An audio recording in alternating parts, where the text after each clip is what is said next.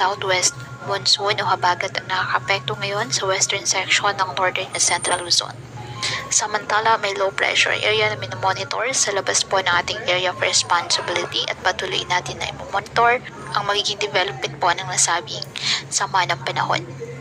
Wala itong direktang epekto sa ngayon sa lagay ng ating panahon at patuloy pa rin na umiiral ang mga localized thunderstorms sa iba't ibang bahagi ng ating bansa.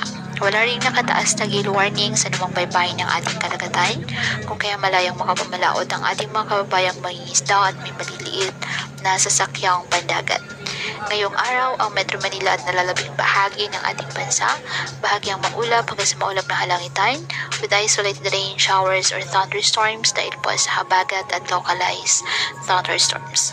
Kaya pinapayuhan ng ating mga kababayan na may maingat at maging alerto po sa mga posibleng pagbaha at pag-uod ng lupa at ugaliin na magdala palagi ng payong o kahit anumang panangga sa